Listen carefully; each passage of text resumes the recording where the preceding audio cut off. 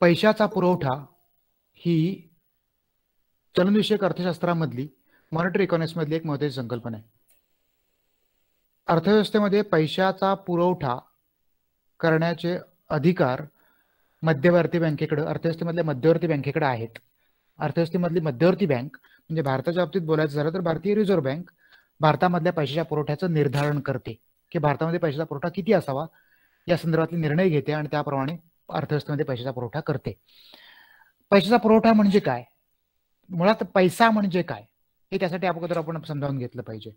Okay, मनी ही जी संकल्पना आहे ही संकल्पना आपण बऱ्याच वेळेला संकुचित अर्थानं विचारात घेतो. ओके, परंतु पैसा ही संकल्पना अतिशय व्यापक स्वरूपाची संकल्पना आहे. म्हणजे संकुचित आणि व्यापक दोन्ही अर्थाने ती विचारात घेता येते. अर्थात आपण आपल्या व्यवहारांसाठी व्यवहारांमधल्या किंवा व्यवहारांच्या पूर्ततेसाठी आपण ज्या कागदी नोटा आणि नाणी वापरतो त्यांना आपण पैसा असं म्हणतो किंवा पैसा म्हणून ओळखतो. ओके, ही पैशाची संकुचित संकल्पना आहे. ओके, लोकांच्या हातामध्ये असणारी नाणी आणि नोटा, ओके, ही पैशाच्या संदर्भातली संकुचित संकल्पना आहे. ओके, याचबरोबर अर्थव्यवस्थेमध्ये सगळ्या व्यापारी बँका आणि तत्सम स्वरूपाच्या वित्तीय संस्था आहेत. त्या वित्तीय संस्थांकडे जी सेव्हिंग डिपॉझिट्स असतात, बचत खाती, ओके, ज्यांना मागणी देय ठेवी असं पण म्हणतात. ओके, ही जी ज्या मागणी देय ठेवी आहेत या मागणी देय ठेवी सुद्धा एक प्रकारे पैशाच्या पुरवठ्याचा एक भाग असतात. याचं महत्त्वाचं कारण असं आहे की मागणी देय ठेवींवर चेक इश्यू होतात किंवा सेव्हिंग अकाउंटवर चेक इश्यू होतात, बरोबर ना. आणि चेक इश्यू होत असल्यामुळे त्याच्यामध्ये जे पैसे आहेत ते लोक कधीही काढून घेऊ शकतात किंवा चेक्सचा वापर करून आपल्या व्यवहारांची पूर्तता करू शकतात. ओके, म्हणजे तुमच्याकडे जर सेव्हिंग अकाउंटला तुमच्या पैसे असतील आणि तुमच्याकडे चेकबुक असेल तर तुम्ही तो चेक देऊन त्याच क्षणी तुम्ही व्यवहार कंप्लीट करू शकता. म्हणजे तुम्ही तेच पैसे जर तुमच्याकडे रोख असते तर रोख स्वरूपात असताना तुम्ही जे व्यवहार केले असतात तेच तुम्ही चेक वापरून करू शकता. ओके, त्यामुळे सेव्हिंग अकाउंट अर्थव्यवस्थेमध्ये सेव्हिंग अकाउंट ही सुद्धा पैशाच्या पुरवठ्याचा एक महत्त्वाचा भाग आहे. ओके, त्यामुळे अर्थव्यवस्थेमध्ये उपलब्ध असणाऱ्या नाणी आणि नोटा आणि सेव्हिंग अकाउंटवर असणारी रक्कम संपूर्ण देशभरामधल्या सगळ्या वित्तीय संस्थांमध्ये लोकांची जी सेव्हिंग अकाउंट आहेत ज्यांना आपण मागणी देय ठेवी असं म्हणतो, त्या सगळ्या ठेवी यांना मिळून एकत्रितपणे संकुचित अर्थानं पैशाचा पुरवठा असं म्हणतात. ओके, संकुचित अर्थानं असं मुद्दाम म्हणतोय मी. ओके, हा संकुचित अर्थानं असणारा पैशाचा पुरवठा आहे. याचं कारण असं आहे की इथं आता आपण पैशाचा पुरवठा विचारात घेताना आपण त्याच्यामधली रोखता जास्त विचारात घेतली, लिक्विडिटी जास्त विचारात घेतली, लिक्विडिटीवर जास्त भर दिला. ओके, हे आपण आता पैशाचा पुरवठा डिफाईन करत असताना प्रत्यक्ष नाणी, प्रत्यक्ष नोटा आणि बचत खाती आणि त्यावर आधारित इश्यू होणारे चेक्स यांचा विचार करा. कारण ह्या तिन्ही गोष्टींमध्ये, या तिन्ही इन्स्ट्रुमेंट्समध्ये, साधनांमध्ये म्हणूया आपण, या तिन्ही साधनांमध्ये प्रचंड रोखता आहे. कारण हे तिन्ही साधनं वापरून तुम्ही कोणत्याही क्षणी तुमची कुठल्याही व्यवहाराची पूर्तता करू शकता. ओके, तुम्हाला कुठल्याही व्यवहाराची पूर्तता करण्यामध्ये कशाही प्रकारची अडचण येत नाही. ओके, त्यामुळे तुम्ही याची कोणत्याही प्रकारे पूर्तता करू शकत असल्यामुळे संकुचित अर्थानं हे काय पैशाचा पुरवठा असं म्हणतात. संकुचित अर्थानं यासाठीच म्हणतो कारण त्याच्यामध्ये आपण फक्त सर्वाधिक रोखता असणाऱ्या इन्स्ट्रुमेंटचा, साधनांचा समावेश केला. परंतु अर्थव्यवस्थेमध्ये अनेक अशी काही साधनं वापरली जातात की जी पैसा सदृश्य कामं करतात, ज्यांना सदृश्य पैसा असं म्हणतात. ओके, नियर मनी. ओके, नियर मनी, सदृश्य पैसा. ओके, ही नियर मनी म्हणजे काय की अशी इन्स्ट्रुमेंट आहेत की जी पैशा इतकी रोख नाही आहेत पण काही वेळेला ती पैशासारखी कामं करू शकतात. ओके, अशा प्रकारची साधनं आहेत. ही पैशा एवढीच रोख आहेत असं त्याचा अर्थ होत नाही. उदाहरणार्थ वित्तीय संस्थांकडे असणारे fixed deposit, okay, fixed deposit किंवा तुमच्याकडे असणारे शेअर्स किंवा तुमच्याकडे असणारे डिबेंचर्स किंवा बँका, वित्तीय संस्थांकडे असणारे सर्टिफिकेट्स ऑफ डिपॉझिट, सीडीज, बरोबर आहे, किंवा सरकारनं इश्यू केलेले रोखे, बरोबर. यासारखी जी साधनं आहेत याच्यामध्ये हे आपल्या नाणी आणि नोटांसारखी किंवा सेव्हिंग अकाउंट इतकी लिक्विडिटी नाहीये, इतकी रोखता नाहीये. परंतु असं जरी असलं तरी काही अंशी ही पैशाची कामं करू शकतात. उदाहरणार्थ तुमच्या समजा फिक्स्ड डिपॉझिट एखाद्या बँकेमध्ये असतील, एफडी, ओके, फिक्स्ड डिपॉझिट तुमच्या एखाद्या बँकेमध्ये असतील, समजा 1 लाखाचे फिक्स्ड डिपॉझिट आहेत. ओके, कुठल्या तरी एखाद्या बँकेमध्ये आहे. आता ही फिक्स्ड डिपॉझिट असल्यामुळे त्याचा एक विशिष्ट कालावधी असतो. तो कालावधी संपल्याशिवाय तुम्ही त्याचा वापर करू शकत नाही. आणि जर करायचा म्हटला तर ती एफडी तुम्हाला मोडावी लागते, म्हणजेच तुम्हाला त्याच्यावर पेनल्टी भरून ते पैसे काढावे लागतात. ओके. मात्र असं जरी असलं तर तुम्ही काही वेळेला इमर्जन्सीला ही फिक्स्ड डिपॉझिट मोडून त्याचं रूपांतर पैशामध्ये करू शकता. ओके. म्हणजे 11 ते 5 हा जर कालावधी असेल दिवसाचा आणि त्या कालावधीमध्ये जर व्यवहार करायचा असेल तर तुम्ही 11 वाजता जाऊन बँकेमध्ये एफडी मोडू शकता आणि ते पैसे आणून तुम्ही त्या व्यवहाराच्या पूर्ततेसाठी समोरच्या व्यक्तीला देऊ शकता. म्हणजे तुम्हाला काही वेळ जाईल पण तुमचा व्यवहार होऊ शकतो.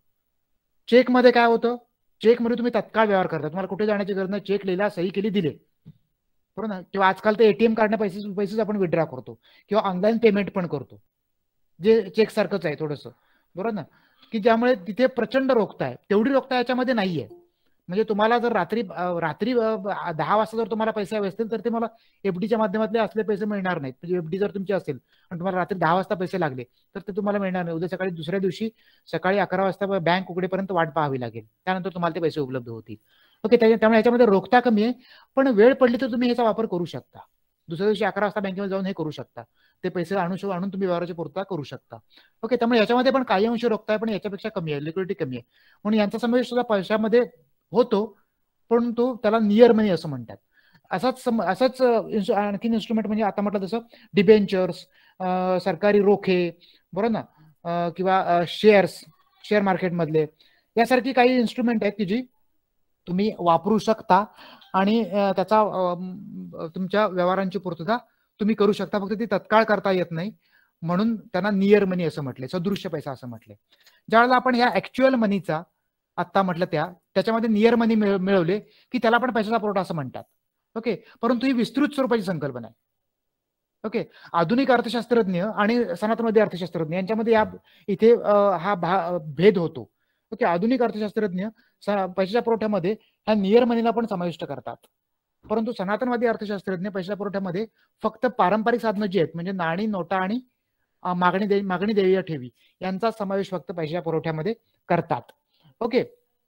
त्यामुळे पैशाचा पुरवठा, तुमच्या पैशाचा पुरवठा म्हणजे काय तुमच्या लक्षात आलं असेल. ओके. का पैसा म्हणजे काय ते लक्षात आलं असेल. आता हा जो आपण आता संकुचित अर्थाने फक्त विचार करूया. क्लासिकल इकॉनॉमिक्स ज्या अर्थाने म्हणतात त्याच अर्थाने फक्त आपण विचार करूया. ओके. क्लासिकल इकॉनॉमिक्स काय म्हणतात की अर्थव्यवस्थेमध्ये नाणी, नोटा आणि मागणी देय ठेवी यांच्या रूपाने उपलब्ध असणारा, लोकांकडे उपलब्ध असणारा जो पैसा आहे त्यालाच पैशाचा दर्जा क्लासिकल इकॉनॉमिक्स देतात. ओके. आता या अर्थानं अर्थव्यवस्थेमधल्या लोकांकडे जो पैसा उपलब्ध आहे त्यालाच पैशाचा पुरवठा असं म्हणतात. ओके. आता पैशाच्या पुरवठ्या संदर्भात दोन संकल्पना मांडल्या जातात. एक आहे स्टॉक संकल्पना, पैशाच्या पुरवठ्याची स्टॉक संकल्पना, आणि पैशाच्या पुरवठ्याची फ्लो संकल्पना. ओके. पैशाच्या पुरवठ्याची स्टॉक संकल्पना म्हणजे काय, ज्याला मराठीमध्ये आपण साठा संकल्पना असं म्हणतो आणि याला प्रवाह संकल्पना असं म्हणतो. स्टॉक संकल्पना म्हणजे साठा संकल्पना. ओके. आणि फ्लो संकल्पना म्हणजे प्रवाह संकल्पना. पैशाचा पुरवठा डिफाईन करत असताना पैशाच्या पुरवठ्या संदर्भात या दोन संकल्पना मांडल्या जातात. अगोदर आपण स्टॉक संकल्पना म्हणजे काय ते लक्षात घेऊया. मी आता तुम्हाला सांगितलं की लोकांच्या हातामध्ये जो पैसा आहे, नाणी, नोटा आणि मागणी देय ठेवी या रूपानं, ओके, जो पैसा म्हणजे बँकांमध्ये असणार सगळ्या मागणी देय ठेवी, कारण त्या चेकच्या रूपाने कधी काढल्या जाऊ शकतात, सगळ्या बँकांमध्ये आणि वित्तीय संस्थांमध्ये असणाऱ्या मागणी देय ठेवी किंवा सेव्हिंग अकाउंट आणि लोकांकडे असणारे नाणी, नोटा यांना एकत्रितपणे पैसा असा आपण विचारात घेतो आहोत संकुचित अर्थानं. ओके. संकुचित संकल्पना क्लासिकल इकॉनॉमिक्स मध्ये संकल्पना आपण विचारात घेतो. आता हा पैसा आहे, ज्यावेळेला आपण हा पैशाचा पुरवठा, लोकांकडे असणारा एकत्रितपणे असणारा पैशाचा पुरवठा, हा पैसा म्हणजेच पैशाचा पुरवठा. ओके. आता स्टॉक पैशाच्या पुरवठ्याची साठा संकल्पना म्हणजे काय, पैशाच्या पुरवठ्याची साठा संकल्पना म्हणजे काय, जेव्हा आपण एका विशिष्ट क्षणी at a particular point of time जेव्हा आपण एखाद्या विशिष्ट क्षणी लोकांच्या हातामध्ये असणारी नाणी, नोटा आणि वित्तीय संस्थांकडे असणाऱ्या मागणी देय ठेवी यांची मोजणी करतो आपण, म्हणजे देशाची मध्यवर्ती बँक मोजमाप करते, मध्यवर्ती बँक, त्यावेळेला त्या पैशाच्या पुरवठ्याची साठा संकल्पना असं म्हणतात. Okay. At a particular point of time, एका विशिष्ट क्षणी, म्हणजे उदाहरणार्थ आज सकाळी 10 वाजता, ओके, आज जी तारीख आहे त्या तारखेला सकाळी 10 वाजता संपूर्ण देशामध्ये लोकांच्या हातामध्ये असणाऱ्या नाणी, नोटा 10 वाजता, बरोबर 10 वाजता जिथे जिथे पैसे असतील तिथे तिथे नाणी, नोटा आणि बँकांमधल्या ठेवी यांचा ज्यावेळेला पैशाच्या पुरवठ्यामध्ये आपण समावेश करतो किंवा मोजतो या अर्थानं विशिष्ट क्षणी, त्याला पैशाच्या पुरवठ्याची साठा संकल्पना असं म्हणतात. ओके. आणि पैशाच्या पुरवठ्याची प्रवाह संकल्पना म्हणजे काय? प्रवाह संकल्पना म्हणजे काय, तर ज्यावेळेला आपण पैशाचा पुरवठा over the period of time मोजतो, over the period of time म्हणजे विशिष्ट कालखंडामध्ये मोजतो. ओके. उदाहरणार्थ सकाळी 10 वाजल्यापासून ते संध्याकाळी 5 वाजेपर्यंत. ओके. किंवा 1 तारखेपासून ते 31 तारखेपर्यंत. ओके. किंवा सोमवारपासून शनिवारपर्यंत, बरोबर ना. 1 एप्रिल पासून ते पुढच्या 31 मार्च पर्यंत 1 वर्षाचा पैशाचा पुरवठा. असं ज्या वेळेला आपण एका काळाच्या एका बिंदूपासून काळाच्या दुसऱ्या बिंदूपर्यंत ज्यावेळेला आपण पैशाचा पुरवठा मोजतो, over the period of time मोजतो, त्यावेळेला त्याला पैशाच्या पुरवठ्याची प्रवाह संकल्पना असं म्हणतात. आणि ज्यावेळेला काळाच्या एका विशिष्ट क्षणी मोजतो, at a particular point of time, सकाळी 10 वाजता म्हणजे 10 वाजताच at a particular point of time ज्यावेळेला आपण मोजतो पैशाचा पुरवठा, आपण म्हणजे मध्यवर्ती बँक, लक्षात घ्या, त्यावेळेला त्याला पैशाच्या पुरवठ्याची साठा संकल्पना असं म्हणतात. ओके. आता अर्थव्यवस्थेमध्ये पैशाचा पुरवठा कसा मोजला होता हे तुम्हाला मी सांगितलं. या संदर्भात रिझर्व्ह बँकेचे वेगवेगळे मापदंड आहेत, ते आपण एका वेगळ्या लेक्चरमध्ये पाहणार आहोत. तर अर्थव्यवस्थेमध्ये पैशाचा पुरवठा किती आहे यावरून अर्थव्यवस्थेची एकंदरीत आर्थिक स्थिती कशी आहे हे अवलंबून असतं. म्हणजे हा पैशाचा पुरवठा जर वाढला, खूप वाढला, लक्षात घ्या, अर्थव्यवस्थेमध्ये जेवढा पैसा उपलब्ध आहे हा सारा पैसा अर्थव्यवस्थेमध्ये वस्तू आणि सेवांची मागणी निर्माण करत असतो. जो काही पैसा उपलब्ध असेल, मग ती तुम्ही साठा संकल्पना म्हणून मोजा किंवा प्रवाह संकल्पना म्हणून मोजा. ओके. अर्थव्यवस्थेमध्ये जो काही पैसा उपलब्ध असेल त्यावेळेला तो सगळा पैसा हा अर्थव्यवस्थेमध्ये वस्तू आणि सेवांची मागणी निर्माण करत असतो. तुमच्या हातामध्ये ज्यावेळेला 100 रुपये येतात त्यावेळेला ऑटोमॅटिकली 100 रुपयाच्या माध्यमातून तुम्ही बाजारामध्ये जाताना त्या कुठल्या ना कुठल्या वस्तू किंवा काही ना काही सेवा खरेदी करता. ओके. त्यामुळे अर्थव्यवस्थेमध्ये उपलब्ध असणारा सगळा पैसा पुरवठा हा वस्तू आणि सेवांची मागणी उपलब्ध करत असतो. आणि जर पैसा पुरवठा वाढला एका विशिष्ट प्रमाणाबाहेर आणि जर तेवढ्या वस्तू आणि सेवांची पुरवठा अर्थव्यवस्थेमध्ये नसेल, कारण पैशाचा पुरवठा वाढला की वस्तू आणि सेवांची मागणी वाढणार, आणि जेवढी मागणी होईल तेवढा वस्तू आणि सेवांचा पुरवठा मार्केटमध्ये उपलब्ध नसेल तर त्यातून महागाई होते आणि महागाईची झळ अर्थव्यवस्थेला बसते. त्यामुळे पैशाचा पुरवठा अतिरिक्त स्वरूपात वाढून उपयोगाचा नाही किंवा तो कमी पडून सुद्धा उपयोगाचा नाही. पैशाचा पुरवठा जर खूप कमी पडला, तर अर्थव्यवस्थेमध्ये कमी पैशाचा पुरवठा आहे, नाण्या नोटा फारच कमी आहेत. ओके. किंवा लोकांच्या मागणी ठेवी पण कमी आहेत, लोकांना ऑनलाईन ट्रान्झॅक्शन पण करता येत नाहीत, तर अशा वेळेला व्यवहारांची पूर्तता होत नाही, व्यवहार होत नाही, आणि व्यवहार न झाल्यामुळे मागणी कमी पडते, आणि मागणी कमी पडल्यामुळे अर्थव्यवस्थेचे विपरीत परिणाम होतात. त्यामुळे पैशाचा पुरवठा कमी होऊन पण चालत नाही आणि पैशाचा पुरवठा जास्त होऊन पण चालत नाही. त्यासाठी मध्यवर्ती बँकेला पैशाचा पुरवठा नियंत्रित करावा लागतो. ओके. तो विशिष्ट प्रमाणामध्ये ठेवावा लागतो. मग आता प्रश्न असा निर्माण होतो, हा पैशाचा पुरवठा ठरतो कशावरून? या पैशाच्या पुरवठ्यावर कोणकोणते घटक परिणाम करतात? आज आपण हे पैशाच्या पुरवठ्याचे घटक समजावून घेणार आहोत. असे वेगवेगळे घटक आहेत, ते आपण पटपट थोडक्यात समजावून घेऊया. ओके. पैशाच्या पुरवठ्याचे जे घटक आहेत सामान्यतः ते पुढील प्रमाणे आहेत. त्याचा पहिला घटक required reserve ratio. Okay. Required reserve ratio. Okay. म्हणजे रोख राखीव निधी किंवा राखीव निधी म्हणूया आपण, राखीव निधी गुणोत्तर. ओके. रिक्वायर्ड रिझर्व्ह रेशो म्हणजे काय, तर देशामधल्या व्यापारी बँकांना त्यांनी गोळा केलेल्या ठेवींचा काही भाग स्वतःकडे किंवा मध्यवर्ती बँकेकडे रोख स्वरूपात ठेवावा लागतो, बाळगावा लागतो.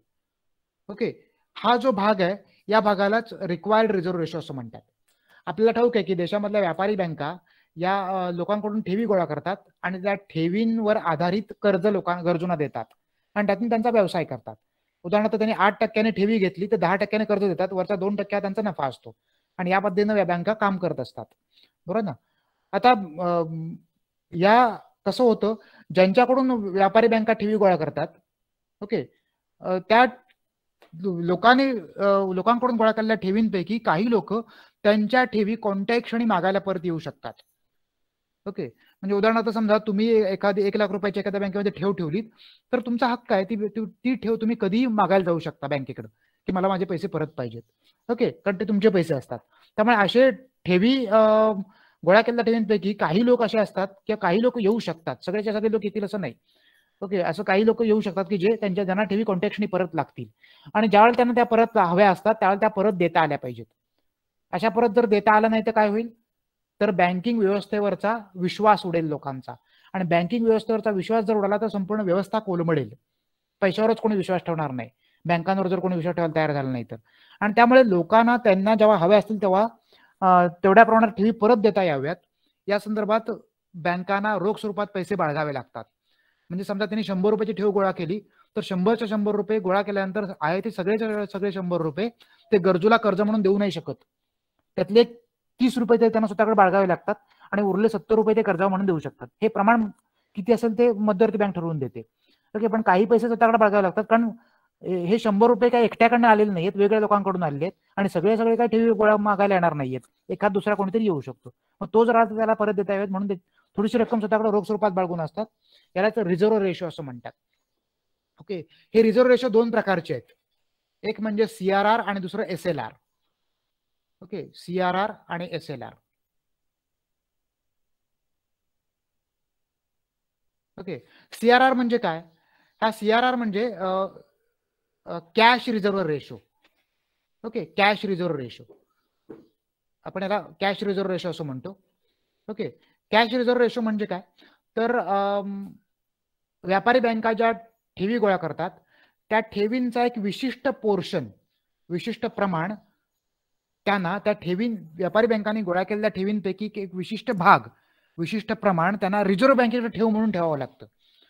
हे प्रमाण रिझर्व्ह बँक म्हणजे देशाची मध्यवर्ती बँक ठरवून देते किती प्रमाणात ठेवायचे त्या. ओके, या प्रमाणातल्या हे जे प्रमाण असतं त्या प्रमाणाला CRR किंवा कॅश रिझर्व्ह रेशो असं म्हणतात. ओके, म्हणजे थोडक्यात कॅश रिझर्व्ह रेशो हा व्यापारी बँकांनी गोळा केलेल्या ठेवींचा असा भाग आहे की जो व्यापारी बँकांनी भारतीय रिझर्व्ह बँकेकडे ठेव म्हणून ठेवलाय. समजा त्यांनी 100 रुपयाचा ठेव म्हणून ठेवला तर CRRचा रेट समजा 10% असेल, त्याचा अर्थ असा होतो की 100 रुपये ठेव म्हणून घेतल्यानंतर त्यातले 10 रुपये त्यांनी रिझर्व्ह बँकेकडे ठेव म्हणून ठेवून द्यायचे. ओके, रिझर्व्ह बँकेकडे आणि 90 रुपये ते वापरू शकतात. ओके, हे जे प्रमाण आहे या प्रमाणाला कॅश रिझर्व्ह रेशो असं म्हणतात. ओके, दुसरा रिक्वायर्ड रिझर्व्ह रेशोचा प्रकार तो म्हणजे SLR, ज्याला स्टॅट्युटरी लिक्विडिटी रेशो असं म्हणतात. ओके, स्टॅट्युटरी लिक्विडिटी रेशो, वैधानिक रोखता प्रमाण. ओके, स्टॅट्युटरी लिक्विडिटी रेशो, वैधानिक रोखता प्रमाण. वैधानिक रोखता प्रमाण म्हणजे काय, तर व्यापारी बँकांनी गोळा केलेल्या ठेवींपैकी काही रक्कम त्यांना स्वतःकडे रोख स्वरूपात बाळगावी लागते. स्वतःकडे का, कारण कुणी ठेव मागायला येऊ शकतो, त्याला देता आली पाहिजे त्यावेळेला, म्हणून स्वतःकडे रोख स्वरूपात त्याला बाळगावी लागते. हे याचं पण कंपल्शन असतं, मध्यवर्ती बँक हे प्रमाण ठरवून देते. तेवढी रक्कम त्यांना, म्हणजे उदाहरणार्थ 100 रुपयाची ठेव त्यांनी गोळा केली तर त्याच्या एक विशिष्ट प्रमाणामध्ये त्यांना स्वतःकडे, SLRचं प्रमाण मध्यवर्ती बँकेनं ठरवून दिलेलं असतं, रिझर्व्ह बँकेनं, तेवढी रक्कम त्यांना स्वतःकडे ठेव म्हणून ठेवून द्यावी लागते. ओके, याचा वापर ते जो कोणी ठेव मागायला परत येईल त्याला परत देण्यासाठी करू शकतात. ही जे प्रमाण आहे त्याला SLR, स्टॅट्युटरी लिक्विडिटी रेशो असं म्हणतात, वैधानिक रोखता प्रमाण असं म्हणतात. या दोन स्वरूपात व्यापारी बँकांना आपल्याकडे किंवा मध्यवर्ती बँकेकडे ठेव म्हणून रक्कम ठेवाव्या लागतात, रक्कमा ठेवाव्या लागतात. ओके, आता हे प्रमाण किती असावं हे दोन्ही प्रकारचं हे मध्यवर्ती बँक ठरवून देते. ओके, आणि या दोघांची बेरीज करून जेवढं प्रमाण येईल तेवढ्या प्रमाणातला पैसा हे व्यापारी बँका कर्जाऊ गोळा केलेल्या ठेवींपैकी तेवढ्या प्रमाणातला पैसा व्यापारी बँका कर्जाऊ देण्यासाठी वापरू शकत नाहीत. उरलेला पैसा जो काय असेल तो व्यापारी बँका कर्जाऊ देण्यासाठी वापरू शकतात. त्यामुळे हे प्रमाण ज्यावेळेला वाढतं CRR आणि SLRचं, म्हणजेच पर्यायानं रिक्वायर्ड रिझर्व्ह रेशोचं प्रमाण ज्यावेळेला वाढतं, ओके, रिक्वायर्ड रिझर्व्ह रेशोचं प्रमाण ज्यावेळेला वाढतं त्यावेळेला आवश्यक रोखतेचं प्रमाण ज्यावेळेला वाढतं, ओके, किंवा मध्यवर्ती बँक ज्यावेळेला वाढवून देते त्यावेळेला व्यापारी बँकांना कर्ज देण्यासाठी कमी पैसे शिल्लक राहतात आणि व्यापारी बँकांना कमी पैसे शिल्लक राहतात आणि त्यामुळे व्यापारी बँका कर्ज कमी देतात आणि व्यापारी बँकांनी कर्ज कमी दिली की ऑटोमॅटिकली काय होतं, पैशाचा पुरवठा कमी होतो. कारण अंतिमतः पैशाचा पुरवठा होण्यामध्ये लोकांना उपलब्ध असणारी कर्ज हा एक महत्त्वाचा घटक असतो. लोकांना कर्ज जर सहज आणि स्वस्त आणि मोठ्या प्रमाणात उपलब्ध होत असतील तर लोकांच्या हातामध्ये जास्त पैसा येतो आणि पैसा पुरवठा वाढतो. त्यामुळे CRRचं आणि SLRचं प्रमाण जर कमी असेल तर पैशाचा पुरवठा वाढतो, CRRचं आणि SLRचं प्रमाण जर जास्त असेल तर पैशाचा पुरवठा कमी होतो. ओके, दुसरा घटक आहे level of bank reserve. Okay, level of bank reserve, बँकेकडे असणाऱ्या रोख राखीव निधींचं प्रमाण. ओके, या CRR आणि SLR व्यतिरिक्त काही वेळेला बँका स्वतःकडे रोख स्वरूपाचे राखीव निधी ठेवतात. गोळा केलेल्या ठेवींपैकी काही पोर्शन ठेवून देतात. ओके, ज्यांना बँक रिझर्व्ह असं म्हणतात. ओके, त्यांना वेगवेगळ्या प्रकारची कामं करायची असतात, वेगवेगळ्या प्रकारची कार्य असतात, बरोबर ना. एकमेकांची बँकांच्या अंतर्गत वेगवेगळ्या प्रकारची ट्रान्झॅक्शन असतात, बरोबर ना. लोकांनी चेक्स इश्यू केलेले असतात. त्याचबरोबर वेगवेगळ्या प्रकारची लेटर्स ऑफ क्रेडिट बँकांनी लोकांसाठी इश्यू केलेली असतात, पतपत्र वगैरे, किंवा सर्टिफिकेट्स ऑफ डिपॉझिट इश्यू केलेली असतात. अशा प्रकारची वेगवेगळी पतसाधनं बँकांनी इश्यू केलेली असतात. आणि ती पतसाधनं ज्यावेळेला मॅच्युरिटीला येतात, त्यांची मुदत संपते त्यावेळेला किंवा मुदत संपण्या अगोदर सुद्धा ती पतसाधनं वटवण्यासाठी पुन्हा ज्या बँकेने इश्यू केली त्या बँकेकडे येऊ शकतात. अशा वेळेला ती वटवण्यासाठी बँकांना पैसे लागतात. मग ते पैसे सुद्धा त्या दृष्टिकोनातून बँका स्वतःकडे काही पैसे रिझर्व्ह ठेवतात. असे रिझर्व्ह म्हणजे बँक रिझर्व्ह. ओके, असा पैसा जेवढा बँका स्वतःकडे जास्त प्रमाणात ठेवतील तेवढे बँकांना कर्ज देण्यासाठी कमी पैसे उपलब्ध होतात. आणि कर्ज देण्यासाठी जेवढे कमी पैसे उपलब्ध होतील तेवढं काय होतं, अर्थव्यवस्थेमधला पैशाचा पुरवठा कमी होतो. त्यामुळे बँक रिझर्व्हचं प्रमाण वाढलं की अर्थव्यवस्थेमधला पैशाचा पुरवठा कमी होतो. बँक रिझर्व्हचं प्रमाण कमी झालं, निगेटिव्ह कोरिलेशन. बँक रिझर्व्हचं प्रमाण कमी झालं की अर्थव्यवस्थेमधला पैशाचा पुरवठा वाढतो. ओके, तिसरा घटक, public desire to hold currency and deposits. Okay, लोकांची स्वतःजवळ पैसा रोख स्वरूपात बाळगण्याची इच्छा किती आहे, डिझायर. ओके, लोकांची स्वतःजवळ रोख स्वरूपात पैसा बाळगण्याची इच्छा किंवा डिपॉझिट्स स्वतःजवळ बाळगण्याची इच्छा. ओके, लोकांची स्वतःजवळ रोख स्वरूपात पैसा बाळगण्याची इच्छा. ओके, हा एक महत्वाचा घटक आहे, बरोबर आहे. लोकांना बऱ्याच वेळेला स्वतःजवळ रोख स्वरूपात पैसे बाळगायचे असतात. ओके, किंवा डिपॉझिट्स बाळगायचे असतात. ओके, आता ज्यावेळेला लोक स्वतःजवळ रोख स्वरूपात जास्त पैसे बाळगतात त्यावेळेला पैशाचा पुरवठा वाढलेला असतो, कारण लोकांच्या हातामध्ये पैसे असतात. ओके, लोक ते पैसे केव्हाही खर्च करू शकतात. हेच जर पैसे लोकांनी फिक्स डिपॉझिट म्हणून ठेवले, वेगवेगळ्या गुंतवणूक साधनांमध्ये गुंतवून टाकले, समजा तुमच्याकडे 1 लाख रुपये, तुम्ही सोनं खरेदी करून टाकलात, 1 लाख रुपये व्यवहारामध्ये निघून गेले. ओके, पैसा पुरवठा तिथे 1 लाख रुपये त्याच क्षणी झाला, पण नंतर थांबला, बरोबर ना. तर अशा वेळेला लोकांचा जो रोख स्वरूपात पैसे बाळगण्याचा कल जर जास्त असेल तर पैसा पुरवठा वाढेल. ओके, कल जर कमी असेल तर पैसा पुरवठा कमी होईल. ओके, मग स्टॉकचा आपण विचार केला तर. ओके, त्यानंतर हाय पॉवर मनी. ओके, आणि मनी मल्टीप्लायर. ओके, हाय पॉवर मनी की ज्याला उच्च किंवा जननक्षम पैसा असं म्हणतात. ओके, उच्च जननक्षम पैसा. ओके, आणि मल्टीप्लायर म्हणजे पैशाचा गुणक. ओके, मनी मल्टीप्लायर ही डिटेलमध्ये संकल्पना आपण पुढे एका लेक्चरमध्ये बघणारच आहोत, पण आता मी तुम्हाला थोडक्यात सांगतो. आणि हाय पॉवर मनी म्हणजे काय ते पण सांगतो. हाय पॉवर मनी संकल्पना सुद्धा मनी मल्टीप्लायरशी, पैशाच्या गुणकाशी संबंधित आहे. हाय पॉवर मनी म्हणजे काय, त्याला बेस मनी पण असं म्हणतात. देशाची मध्यवर्ती बँक नोटा आणि नाणी छापत असताना, ओके, नोटा आणि नाणी छापत असताना त्याच्या एक विशिष्ट प्रमाणातला संपत्ती स्वतःकडे बाळगत असते. म्हणजे तुम्ही ज्या तुमच्या हातामध्ये जी नोट असते, समजा तुम्ही एक 50 रुपयाची नोट तुमच्या हातामध्ये आता असेल किंवा 100 रुपयाची नोट आता असेल, तर ती काढून बघा. तिथे त्याच्यावर रिझर्व्ह बँकेची सही असते, रिझर्व्ह बँकेच्या गव्हर्नरची, बरोबर ना, म्हणजे मध्यवर्ती बँकेच्या गव्हर्नर साहेबांची सही असते.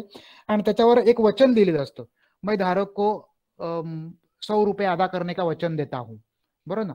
आता हे वचन काय असतं, तर त्याचा अर्थ असा असतो की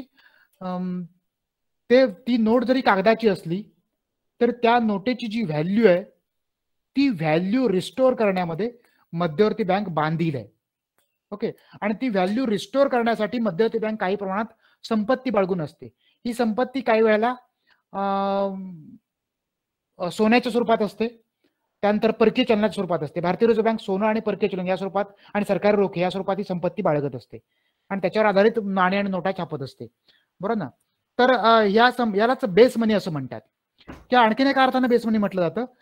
व्यापारी बँकांकडे ज्या ठेवी गोळा होतात त्या ठेवीवर आधारित व्यापारी बँका कर्ज देतात आणि कर्जातून मधून पुन्हा ठेवी निर्माण होतात. त्यामुळे ठेवी कर्ज अशा प्रकारे एक चेन तयार होते, ज्याला आपण पतपैसा असं म्हणतो. आणि पतपैसा हा सुद्धा क्रेडिट मनी किंवा पतपैसा हा सुद्धा पैशाच्या एकूण पुरवठ्याचा एक महत्त्वाचा भाग असतो. हा क्रेडिट मनी निर्माण होण्यासाठी अर्थव्यवस्थेमध्ये व्यापारी बँकांनी निर्माण केलेला हा क्रेडिट मनी आणि देशाच्या मध्यवर्ती बँकेने प्रत्यक्षात अर्थव्यवस्थेमध्ये छापलेला पैसा, या दोघांच्या बॅकग्राऊंडला जो पैसा आहे बेस मनी, त्यालाच हाय पॉवर्ड मनी असं म्हणतात.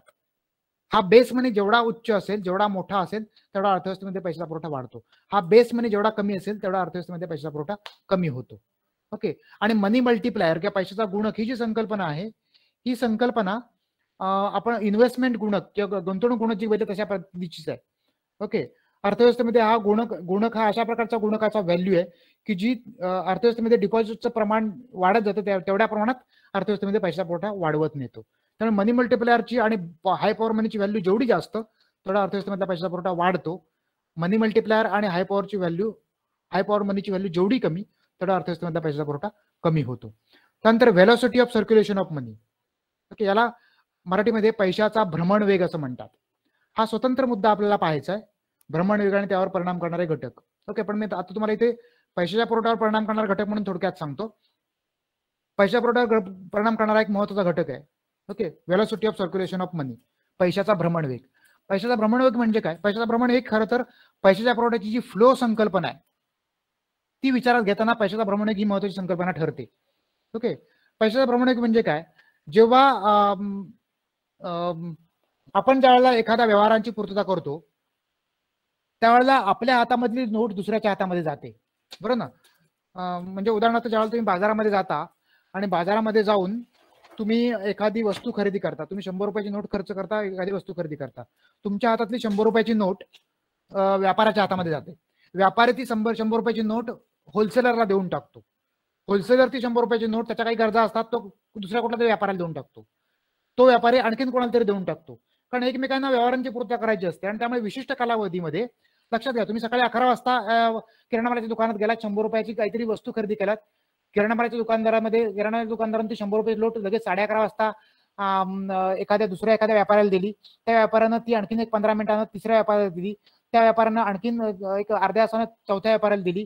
म्हणजे एक नोट सकाळपासून संध्याकाळपर्यंत, सकाळी 11 वाजल्यापासून संध्याकाळी 5 वाजेपर्यंत, हा कालावधी समजून घेण्यासाठी म्हणून. ओके. या कालावधीमध्ये एक नोट काही 100 रुपयांचा व्यवहार करते. ती फक्त 100 रुपयाचा व्यवहार करत नाही.